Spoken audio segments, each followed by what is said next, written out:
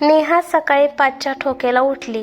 तिच्या नवऱ्याला म्हणजेच महेशला सकाळी उठल्या उठल्या गरम चहा पिण्याची सवय असल्याने तिने उठून चहा करून दिला. चहा पिऊन महेश त्याचं रुटीन फॉलो करत बाहेर फिरायला गेले. नेहाने तिचं आवरून ती देवपूजा करायला बसली. देवपूजा करून तिने स्वतःसाठी चहा ठेवला. बाकीचे एक एक करून उठू लागले. नेहाची मुलगी अंजली उठली आणि ती तिचं आवरायला गेली. महेशही परतले. चहा गाळला तितक्यात महेशने तिला प्रोटीन शेक तयार करायला सांगितला. हातातील चहाचा कप ओट्यावर ठेवून तिने आधी शेक तयार करून दिला. तोपर्यंत चहा पूर्णपणे गार झाला होता. पटकन डब्याच्या तयारीला लागली. अंजली आणि राहुलचीही तयारी झाली होती म्हणून तिने चहा प्यायचा राहू दिला आणि त्यांच्यासाठी नाश्ता बनवला. नाश्ता बनवून दोघांना दिला. सोबत टिफिनही दिला. राहुल, भावली उठली का रे? नाही आई, ती झोपली आहे. रात्री उशिरापर्यंत जागी होती. मग गौरीही जागीच होती. राहुलच्या बोलण्याचा रोग समजायला नेहा दूध खुळी नव्हती. बरं म्हणत तिच्या कामाला लागली. दोघेही आपापल्या कामाला गेले. राहुल बँकेत मॅनेजर होता तर अंजली एका खाजगी शाळेत शिक्षिका होती. महेश त्याच्या रुटीननुसार नाश्ता करत होते. महेशही नाश्ता करून कामावर निघून गेले. ते गेल्यानंतर चहा पिऊ तर चहाचा रंगच उडाला होता. गरम करून पुन्हा चहा प्यायला कप तोंडाला लावला तर भावलीचा रडण्याचा आवाज आला. त्यासोबत गौरीचाही आवाज आला. सासूबाई, ही रडते, हिला घ्या बरं. अगं गौरी, मला स्वयंपाक बनवायचा आहे. तुझे सासरे जेवायला आले आणि जेवण तयार नसेल तर ओरडतील मला. इतका वेळ काय करत होतीस? हे बघा सासूबाई, हिला थोडा वेळ घ्या. स्वयंपाक नंतर करा आणि हो, जाताना दार लावून घ्या. असं बोलून सून गौरी अंगावर ब्लँकेट ओढून झोपली. ए ग माझे भावले, आपण घुमी करायला जाऊ, नेहा छोट्या भावलीला म्हणाली. नेहाने भावलीच्या गालाचा पापा घेतला. बाहेर जायचं म्हटल्यावर भावलीही भलतीच खुश होऊन हसायला लागली. असेच दिवस चालू होते. अधूनमधून नेहाची तब्येत खूप वेळा बिघडत असायची. तिच्या पोटात नेहमी दुखत असायचे. पण एके दिवशी ती चक्कर येऊन पडली आणि मग तिला दवाखान्यात भरती करावे लागले. डॉक्टरांनी विचारले, यांना कशाचा त्रास होत होता का? तेव्हा महेश म्हणाला, कधीमध्ये पोट दुखायचे पण गोळी खाल्ल्या की बंद होत होते. बरं ठीक आहे, आधीचे काही रिपोर्ट्स वगैरे किंवा प्रिस्क्रिप्शन आहेत का त्यांचे? हो आहेत, मी येताना घेऊन आलो. राहुलने डॉक्टरांना काही प्रिस्क्रिप्शन दाखवले. डॉक्टरांनी आणखी टेस्ट करायला सांगितल्या. नेहाला अपेंडिक्स असून ते पोटात फुटल्याचे निदर्शनात आले. परिस्थिती फार बिकट झाली. अपेंडिक्स फुटून खूप वेळ झाला होता. त्याचे विष पूर्ण तिच्या शरीरात पसरले होते. किती केअरलेस आहात हो तुम्ही. त्यांना काय होतंय, कुठे दुखतंय याकडे तुमचं अजिबात लक्ष नव्हतं. त्यांचं वय काय आहे? 55. अंजली म्हणाली. त्यांची सर्जरी करावी लागेल पण त्यांनी ट्रीटमेंटला रिस्पॉन्स द्यायला पाहिजे. अंजलीची परिस्थिती खूप वाईट होती. मनात देवाचा धावा घेत होती. देवा, माझा जीव घे पण माझ्या आईला काही होऊ देऊ नको. तितक्यात श्यामलही हॉस्पिटलला आली. अंजलीने श्यामलला पाहिलं आणि ती श्यामलच्या गळ्यात पडून हुंदके देऊन रडत होती. श्यामल ही नेहाची धाकटी बहीण. तीही घाबरली होती पण तिला आता धीराने घ्यावं लागणार होतं. ती अंजलीला समजावू लागली. आईला काही नाही होणार. श्यामल अंजलीला धीर देण्याचा प्रयत्न करत होती. डॉक्टर, माझी ताई कशी आहे?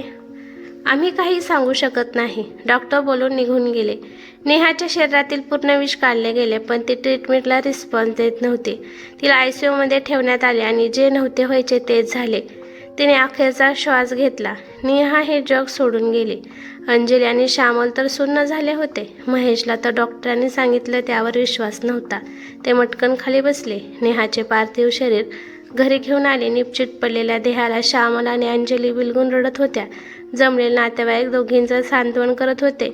नेहाचा स्वभाव अगदी कोणालाही जवळ करून घेणारा होता. ती नेहमी सगळ्यांशी आपुलकीने वागत असे. आजपर्यंत तिच्या घरून कोणीही जेवल्याशिवाय परत गेले नव्हते. दारात भिकारी जरी आला तरी स्वतःच्या जेवणाचं ताट त्याला देणारी अशी ती खूप मायाळू होती. आज नेहाच्या अंत्ययात्रेला खूप गर्दी जमली होती. अंत्यसंस्कार करून सर्व घरी आले. अंजलीसाठी हा जबरदस्त शॉक लागला होता. अंजलीची तब्येत खूप बिघडून तिला हॉस्पिटलमध्ये दाखल केले होते. महेश एका खुर्चीवर बसून एकटक पाहत बसले. सर्व विधी पार पाडून बाकीचे नातेवाईक निघून गेले. श्यामल, तिचा नवरा भैरव, मुलगा महेश, राहुल, गौरी इतकेच होते. अंजलीलाही हॉस्पिटलमधून डिस्चार्ज देऊन आणले होते. श्यामलने नेहाचे कपाट आवरायला घेतले. कितीतरी साड्या त्या तिच्या पूर्ण आवडीच्या. नेहाला साड्यांची खूप आवड होती. एक एक साडीवरून श्यामल हात फिरवत होती. डोळ्यातून अश्रू गालावर पडत होते. त्यातील एक गुलाबी रंगाची साडी तिच्या आवडीची. ती नेसल्यावर अगदी तिचे रूप खुलून दिसून येत होते. बाहुलीच्या रडण्याच्या आवाजाने श्यामल नेहाच्या आठवणीतून बाहेर आली. तिने साडी व्यवस्थित नीट घडी करून ठेवली. तिला साडीमध्ये काहीतरी ठेवलेलं दिसलं. नेहमीच्या सवयीप्रमाणे काही काम असलं की घरातील सर्वच नेहाला आवाज देत होते. बाहुली ही खूप त्रास देत होती. बाहुली भिरभिरत्या नजरेने नेहाला शोधत होती. आई. बाहुलीने इकडे तिकडे शोधतच आवाज दिला. ती पुन्हा पुन्हा आवाज देत होती. आपल्या चिमुकल्या हाताने आजी कुठे आहे असे खुणा करून विचारत होती. बाळा, जिला तू शोधतेस ना ती आता येणार नाही पिल्ल्या. श्यामलने तिला उचलून छातीशी धरलं. डोळ्यातून पाणी वाहत होतं. लहान पोरींनाही प्रेमाचा मायेचा स्पर्श कळतो. गौरीपुढे नवीन संकट उभे होते. अहो, माझ्याच्याने इतकी कामे होणार नाहीत. कामासाठी बाई लावा. सकाळी उठून कोणाला आयतं वायतं देणार नाही. ज्याला लागेल त्याने ते करून घ्यावं. अगं काय बोलतेस तू? तुझ्याकडून होणार नाही. श्यामल मावशी परत गेल्यावर तरी म्हणायची असतीस. आत्ताच नको, मावशी गेल्यावर बघू. तोपर्यंत तुझ्या आईला मदतीला बोलवून घे. नाही, कशाला इकडे माझ्या आईला? काम करायला बोलवून घेऊ. गौरी तणतणत म्हणाली. अगं थोड्या दिवसांसाठी म्हणतोय मी. राहुल गौरीला बोलत होता. हे बघा, तुमच्या बहिणीला अंजलीला काम करायला सांगा. गौरी तोंड फिरवत म्हणाली. अगं ती आजारी आहे ना. तिच्या हातापायला मुंग्या येत आहेत. ती कशी करणार? तिला तर हाताने जेवणसुद्धा नीट करता येत नाही. तुला माहिती आहे तरीही असं बोलतेस. थोडंफार सगळ्यांना जेवण वाढून श्यामल झोपायला रूममध्ये गेली. अंजली, श्यामल आणि तिचा मुलगा एकाच रूममध्ये झोपले, पण तिला काही केल्या झोप येत नव्हती. गौरी आणि राहुलचे शब्द अजूनही तिच्या डोक्यात फेर धरून नाचत होते. राहुलसोबत बोलायला काही कारणास्तव श्यामल त्यांच्याच रूममध्ये जात होती तर दरवाजातून त्यांचं बोलणं तिच्या कानावर पडले. त्याच विचारात तिला झोप येत नव्हती. पहाटे कधीतरीच तिचा डोळा लागला. गौरी उठ, मावशी तुला आवाज देते. राहुल गौरीला उठवत म्हणाला. ती धडपडतच उठली. काय झालं मावशी? अगं उठ ना, बघ किती वाजले. चहा नाश्त्याचं कोण पाहणार आहे? राहुल ऑफिसला जातोय, मग त्याला नाश्ता टिफिन देत नाही का? आई करतील ना, नेहमी त्याच तर करतात. आई, तिने आवाज दिला, पण थोड्याच वेळात ती भानावर आली. आई काम करायला येणार नव्हती. ती गप्प झाली, कारण तिची सासू आता काम करायला तिथे नव्हती. ती तर कायमचीच आता निघून गेली होती. भानावर येत ती म्हणाली, हो करते. नाईलाजाने ती तयार झाली. ती तिची आवरायला गेली. राहुल आवरून ऑफिसला निघाला. थांब ना, नाश्ता टिफिन घेऊन जा. श्यामल राहुलला म्हणाली. राहू दे मावशी, ऑफिसला करेन. राहुल बोलून निघून गेला. नेहा, नेहा माझा रुमाल, ड्रेस प्रेस केलाय आहे ना? माझा ब्रेकफास्ट दे. बोलण्याच्या ओघात महेश बोलून गेले, पण पुढच्या क्षणी त्यांचे डोळे पाणावले होते. त्यांना जुने दिवस आठवले. तुला किती वेळ सांगितलं आहे मी ऑफिसला जाण्याच्या आधी माझा ड्रेस, शूज, घड्याळ, रुमालाची घडी प्रॉपर करून सगळं रेडी पाहिजे. महेश संतापाने नेहावर ओरडत होते. आज तिला उठायला थोडा उशीर झाला होता. मग सगळीच कामं लांबली होती. ते एक एक करून वस्तू त्याच्या हातात देत होते. थोडा उशीर झाला तर काय बिघडणार आहे? माझे हात पिठाने भरलेले होते ना. मग एखाद्या वेळी आपल्या हाताने घेतले तर बिघडलं कुठे? तू कशाला आहे मग? आणि त्या निमित्ताने तरी तुझं वजन कमी होईल. ते हसून म्हणाले. मी आहे हो, पण माझे हे गुडघे पाय दुखायला लागलेत. आता माझ्याकडून काहीच काम होत नाही. लगेच दमायला होतं, घाबरायला होतं. मागेच डॉक्टरांनी दाखवलं होतं तर त्याने स्ट्रिक्टली सांगितलं होते जास्त वेळ उभं राहू नका म्हणून. काय हा गुडघ्याच्या वाट्यांमध्ये काहीतरी बिघाड आहे. मांडी घालून बसू नका म्हणून बजावले होते. ते डॉक्टरांचं बोलणं आठवत म्हणाले. मग ती पोरगी काय करते? कोण? गौरी? हो, बाहुली त्रास देते ना असं रात्रीच्याला. तिला तिची झोप होत नाही म्हणून ती आता झोपली आहे. अगं पण म्हणून काहीच काम करायचं नाही का? सगळी धावपळ करायला तू काही तरुणी आहे का? असं असेल तर मला वागावं लागेल. महेश विचार करत म्हणाले आणि तयारी करून ऑफिसला निघून गेले. ते आठवून आता महेशच्या डोळ्यातून टपटप अश्रू गालावर ओघळत होते. कदाचित आता महेशला नेहाचे महत्त्व कळाले होते. पण या सर्वाकरिता खूप उशीर झाला होता. चहा पाणी जेवण असं सगळं करायला श्यामल गौरीला सांगत होती. गौरी नाक मुरडतच काम करत होती. बाहुली श्यामलजवळ कधी अंजलीजवळ राहत होती. ऑफिसमध्ये लंच टाईम झाला असूनही राहुल जेवायला गेला नव्हता. आजपर्यंत आईने कधी मला बिना जेवणाचं पाठवलं नव्हतं. सकाळी 8 वाजेपर्यंत तिचा पूर्ण स्वयंपाक रेडी असायचा. कधी उशीर होतो म्हणून मी एकीकडे तयारी करत राहायचो आणि ती लहान मुलासारखी मला हाताने भरवत राहायची. लंच टाईममध्ये एक फोन तर हमखास राहायचा. जेवलास का? लेट झाला. लगेच कॉल कर. किती वेळ? लवकर ये, पण सावकाश ये. असा का वागलो मी तिच्यासोबत? का वागलो मी? सॉरी आई, सॉरी आई. राहुल रडत बोलत होता. आता राहुलचे अश्रू पुसण्यासाठी आई येणार नव्हती. आज गौरी पूर्ण काम करून थकली होती. त्यात पाहुण्यांसाठी जेवण बनवलं होतं. पाहुणे गेले. रात्रीचे जेवण सर्व काम करून ती फार दमून बेडवर आडवी पडली. थकल्यामुळे लगेच तिचा डोळा लागला. तितक्यात श्यामलने तिला आवाज दिला. ए गौरी, गौरी, भावलीने शी केली ग, हिला लवकर साफ कर. जेवावर येऊनच ती उठली. तुम्ही साफ केलं असतं तर काय झालं असतं मावशी? अगं मला खाली वाकायला जमत नाही. मावशी, आईला सुद्धा कमरेचा त्रास होता. त्या तर जिन्यावरून खाली पडल्या होत्या, पण त्यांनी कधीच असे नकार दिले नाही. ती कशी नाही म्हणणार ना? ती तर तुमची हक्काची मोलकरीण होती. मी नाही. ती बोलू शकली नाही, पण तू तिची कदर केली का? श्यामलने विचारले. गौरी तिच्या चेहऱ्याकडे बघतच राहिली. बरोबर ना गौरी? श्यामलने आवाज वाढवत विचारले. नाही, गौरी म्हणाली. खोटं बोलण्यात तुझा कोणी हात पकडणार नाही. अरे तू तर तिला माणूस म्हणूनही वागणूक दिली नाही. काय झालं मावशी? तू हे काय बोलतेस? त्यांच्या आवाजाने सर्वच बाहेर आले. तू तर बोलूच नको राहुल. तुझ्याकडून अशी अपेक्षा नव्हती. मी काय केलंय? राहुल काही न कळून म्हणाला. तिला समजून घेतलं? तिचं मन जाणलं कोणी? दाजी तुम्ही? बोला ना, कधी जाणून घेतला का तिला? श्यामल पोटतडकीने म्हणाली. राहुल, तू गौरीची बाजू ऐकून घेत होता, तर तिची बाजू कधी ऐकलीस?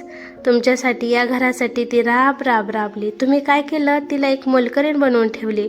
मोलकरीण? अरे मोलकरीण तरी कामाच्या बदल्यात पैसे घेतात, पण तिने काय घेतलं तुमच्याकडून? तुम्ही काय दिलं त्या बदल्यात? एक हिंतेची वागणूक.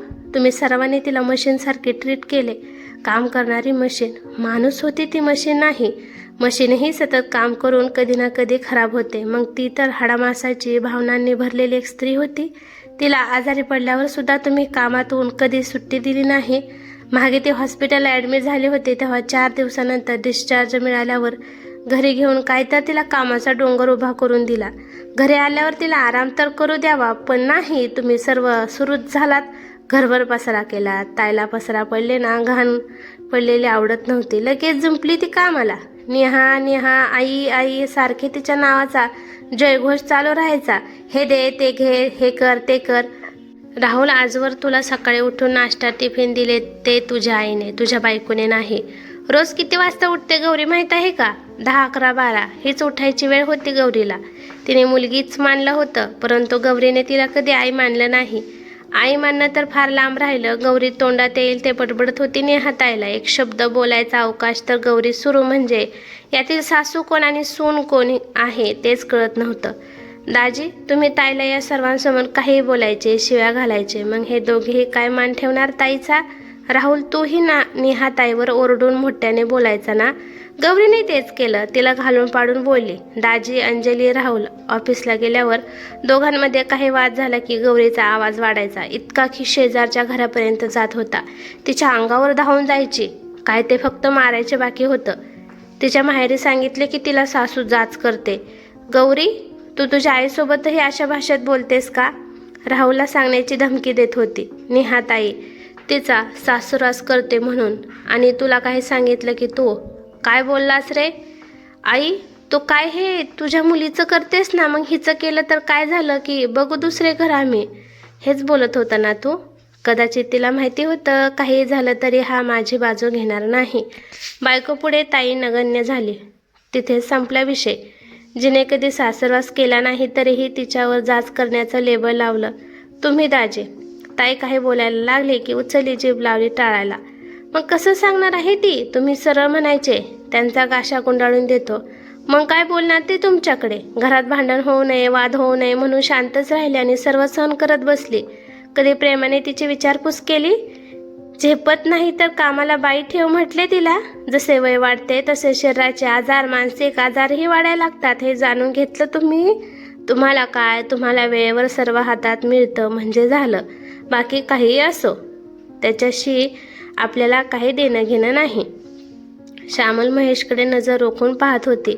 अन्नाचा अपव्यय होऊ नये म्हणून बोलत होती ना ताई तुला?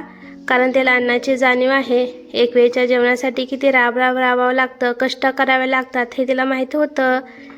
पण तुला काय म्हणा त्याचं? जितकं खायचं असेल तितकंच खायचं, बाकीच्या डस्टबिनमध्ये फेकून द्यायचं. तुमच्या दोघांमध्ये भांडण झाली तरी तू त्याचा राग नेहाताईवर काढत होती. तिलाच दुष्णे लावत बसली. तिच्याशी बोलायची नाही आणि ती तुझ्या पाठी जेवणासाठी मागे लागायची. जेवण कर ग बाळा, अंगावर बाळ दूध पिते, सतत तुझ्या मागे फिरायची. जशी हक्काने सांगायची, मला हे हवं ते आताच आणून द्या. त्याच हक्काने तिच्यासोबत प्रेमाने 2 शब्दही बोलली नाहीस. जे सुख तुला तुझ्या माहेरी मिळालं नव्हतं ते तुला इथे मिळालं. दिसणं राहण्यापेक्षा माणसाचं माणसासोबत वागणं महत्त्वाचं असतं. तुला नाही कळणार. तुला फक्त छान छान राहणं, प्राईस टॅग कपडे वापरणं, फिरणं आणि मस्तपैकी हॉटेलमध्ये जेवण करणं इतकंच समजते. श्यामल भकास हसली. गौरी, तुला तर तिची दयाही आली नाही. बोलताना श्यामलचा आवाज कातर झाला. डोळ्यातून अश्रू यायला लागले. बाहेरून जेव्हा माणूस थकून घरात येतो तेव्हा त्याला आधी पाणी द्यावे हेही तुला कधी समजलं नाही. अंगात ताप भरला असताना तू तिला भर झोपेतून उठवत होती तर काय भावलीनी शिसू साफ करायला? तू भावलीची आई आहे ना, तुला साफ करता येत नव्हतं? थोडेही काम केले की तुझी कंबर दुखते. मग तिची नाही दुखत? तिचं काहीच दुखत नाही. बरोबर, ती एक मशीन आहे ना, घरातील बाहेरील सर्व करून भावलीला सांभाळते. तुझी डिलिव्हरी झाली आणि तिने तुला बेडच्या खालीही उतरू दिलं नाही. बाळाचं तुझं सगळ्यांचं केलंस ना. आणि ती आजारी पडल्यावर साधे तिचे कपडे धुतले तर नाहीच, पण मशीनलाही तू लावले नाहीस. तुम्हा दोघांचं लग्न झालं आणि तुम्ही तिला घरात बांधून ठेवलंस. बाहेर तिच्या मैत्रिणीशी बोलायला भेटायला जाऊ देत नव्हते. त्यावर गौरीने पावंदे आणली. या बाहेर जातात तर तिकडे घरातील सर्व गोष्टी सांगतात. तू ऐकलं होतंस का? तिचं बाहेर जाणं नाही, नातेवाईकांकडे नाही, तिच्या बहिणीकडेही नाही. तेव्हा नव्हतंच आणि आता तर घरात छोटे बाळ आहे म्हणून तिने घराबाहेर बिलकुल पाऊल काढायचं नाही. घरातील मोलकरीण गेली तर घरातील काम कोण करणार ना? बरोबर बोलते ना मी? साधं कुठे जायचं म्हटलं तर तिला सकाळी लवकर उठून जेवण घरातील सर्व काम करून तिला बाहेर पडावं लागत होतं. आणि तिकडून थकून आल्यावर ती ओट्याजवळ गेली की तिथे पसारा पडलेलाच असायचा. मग ते आवरणार.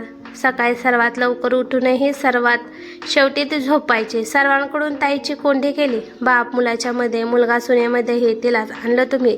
तिच्या न बोलण्याचा, तिच्या चांगुलपणाचा खूप गैरफायदा घेतला. तुम्हाला इतकं कसं माहिती? गौरी श्यामलला बोलली. सांगते ना, मागे एकदा मी आले होते तेव्हा तुला चांगलेच ओळखले होते. तिला बोललेही होते मी, कान उघडणी करते दोघांची. पण ती म्हणाली, श्यामल तू काहीही बोलणार नाही. माझ्यासाठी तू वाईट होऊ नको. मी वाईट व्हायला तयार आहे, पण त्यांना त्यांची चूक दाखवून देणारच. मी बदले नाही. तेव्हा ताईने मला तिची शपथ घातली आणि मी मूग गिळून गप्प बसले. त्यानंतर मी काही बोलले नाही. इतकं असूनही तिने कधी मला गौरीची तक्रार केली नाही. पण एक लक्षात घ्या, आपले आजचे कर्म उद्याचा येणारा काळ ठरवणारा असतो. श्यामल आत गेल्याने तिने नेहाची डायरी समोर ठेवली. या डायरीत तिच्या वेदना लिहिल्या आहेत. यात लिहिलंय, ताईने सर्व तुम्ही दिलेली वागणूक, तुमच्यामुळे तिच्या शरीरावर मनावर झालेला परिणाम सर्व लिहिलंय. आणि लिहिताना ही जी पाने दिसतात ना त्यावर अश्रू पडून सुकले आहेत. त्या अश्रूचं कारण तुम्ही तिघेच आहात. तिच्या आजारी पडण्याचं, तिचं शरीर थकण्याचं, तिचं मन थकण्याचं, तिचं लवकर हे जग सोडून जाण्याचं हे कारण तुम्हीच आहात. म्हातारपणी मुलगा सांभाळणार आहे, मग कशाला बोलायचे म्हणून गप्प बसली. पण म्हातारपण ताईने पाहिलं नाही. अर्ध्यातच सोडून गेली. श्यामलला आतापर्यंत अडवलेला हुंदका फुटला आणि ती ढसाढसा रडायला लागली. श्यामलच्या डोळ्यातून अश्रू वाहत होते. मावशी, तुला आईची डायरी कुठे सापडली? ताईच्या कपाटात साडीमध्ये ठेवली होती. माफ कर या निर्दयी माणसाला ज्याने तुझ्या भावना जाणल्या नाहीत. माफ कर नेहा. महेश ओंजळीत चेहरा लपून रडत होते. नेहाताईने कायम घर जपण्याचा, सर्वांना एकत्रित बांधून ठेवण्याचा प्रयत्न केला. दाजीच्या भीतीने, एकुलता एक मुलगा या घरातून जाण्याच्या भीतीने, लोकांच्या भीतीने, कोणीही सासूला दोष न लावता त्या भीतीने तुमच्या बोलण्याचे कटू घोट पिऊन जगली. तुमच्या हक्काची मोलकरीण कायमची गेली, कधीही न परतण्यासाठी. ताई जर बोलली असती तर आज जिवंत असती. राहुलने डायरी उचलली आणि तो त्याच्या रूममध्ये जाऊन वाचू लागला. जसं वाचत होता तसंच त्याच्या डोळ्यासमोर त्याच्या आईचे प्रतिबिंब दिसून ती बोलू लागली. राहुलच्या डोळ्यातून गळागळा अश्रू गालावर, मानेवरून यायला लागले. तो खाली गुडघ्यावर बसून मोठ्याने रडत होता. मी अपराधी आहे आई. 30 वर्ष तुझ्यासोबत राहून मला तू कळली नाही. आई मला माफ कर. आई आई माझी आई, मला माहिती होती. वेळीच जाणीव नाही ठेवली मी तिची, यासाठी देवसुद्धा मला माफ करणार नाही, असं बोलत तो रडत होता. मागून त्याच्या खांद्यावर कोणीतरी हात ठेवला. त्याने वळून पाहिलं. मावशी, मी खूप चुकीचा वागलो. मी अपराधी आहे आईचा. माझ्यामुळे तिला खूप त्रास झाला. मावशी. राहुल श्यामलचे पाय धरून रडत होता. राहुल, तुमच्या सुखासाठी तिने कधी तोंड उघडलं नाही रे. मुलाचा संसार खराब व्हावा असं कोणत्या आईला वाटणार आहे. ताई जे वागली ते कोणाला त्रास होऊ नये म्हणून, पण याचा तिला किती त्रास झाला. मावशी, त्रास तर झाला, पण तू काहीही करू शकत नाही. निघून गेलेली वेळ आणि निघून गेलेली माणसं परत आणता येत नाही. म्हणून वेळीच आपल्या माणसांना जपायला पाहिजे. त्याच्यानंतर आपल्या हातात पश्चातापाशिवाय काहीच उरत नाही. ही कथा कशी वाटली ते मला कमेंट करून नक्की सांगा. कथा आवडली तर लाईक शेअर नक्की करा आणि चॅनलवरती नवीन असाल तर चॅनलला सबस्क्राईब करा. धन्यवाद.